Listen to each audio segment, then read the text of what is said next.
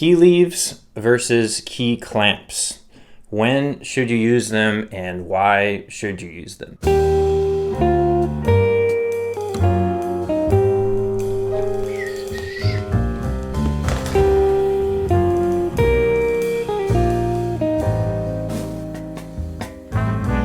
So with the key clamps, there's three components. You have the left hand clamp, the right hand clamp, and then the two low notes, the B flat and the B, that get closed with these plugs that go between the key guard and the actual key itself. So just a little bit of a backstory. I recently got my original Yamaha that was given to me by my parents my last year of high school, first year of college.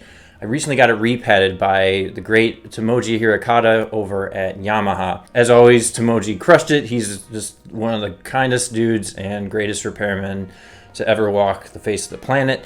When I got the horn back, it felt brand new and even better, honestly, than a brand new horn would feel because he customized it to the things that I like with regards to spring tension and all these other things. He bent some keys around to fit my hands better, and I just can't say enough great things about his work. The only problem that I had with this overhaul was that over time, within the first couple of days of playing, I was practicing, a couple hours the first day, and then the second day, some leaks started to develop, and that was simply my fault. That was because I didn't actually take care of these new pads that were put onto the horn.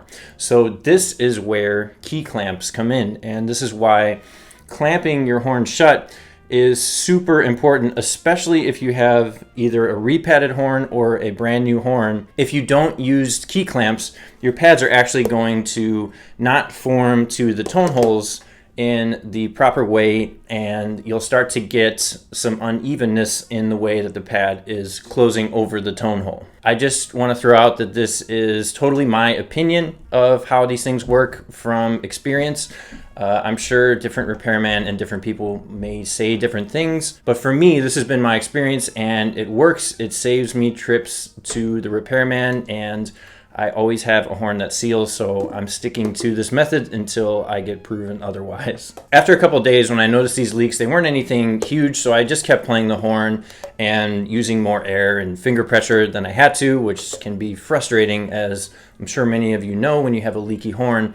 I ended up taking the horn to Noah Leibowitz at the Midtown Music Loft, who is also a great technician, and he did this thing where he would run a piece of paper through each pad and where it meets the tone hole to find the actual leaking areas of the pad just by touch, which is a great method, and it worked really well on the horn. He found all of the inconsistencies with each particular pad because all of these pads were new.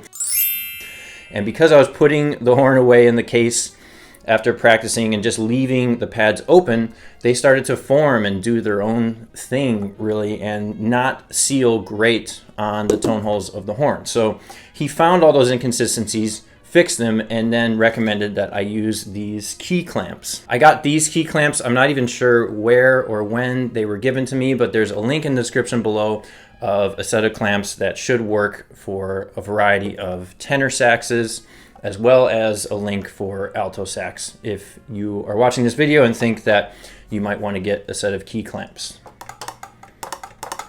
After using these clamps for about 2 weeks now, every time I put the horn away, I cover the left stack, the right hand stack, and the two low notes. It's a little tedious at first trying to figure out how to actually put the clamps on, but once I was able to figure it out, I can confidently say now that I feel like the horn is sealing perfectly after a couple weeks, and I'm probably not going to need to use the key clamps within a short period of time. This is where key leaves come in.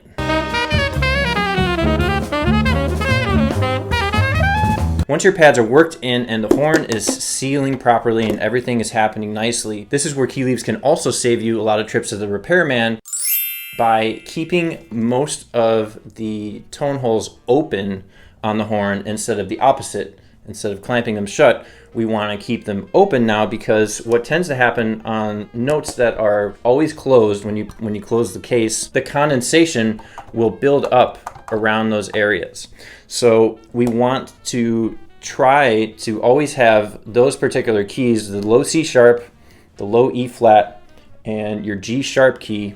You want to have those open all the time, so that way no condensation and stickiness will build up in those areas. You'll be happy to know that putting on key leaves is a lot easier than putting on key clamps.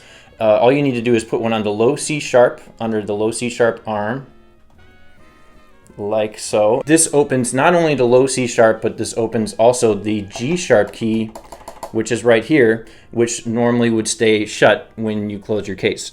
The other leaf goes underneath the E flat arm, like so, and then that keeps that E flat open, so when you put the horn away, that key will also stay open. Nothing's going to build up, which is a common thing, especially on the low E flat on the saxophone. For these key leaves, there's a link in the description below that you can get some key leaves. They also work for alto as well as tenor, just to keep those important keys open so you never have to worry about a sticky pad. Hope you like this video. Please like and subscribe. There's plenty of more saxophone related content on the way.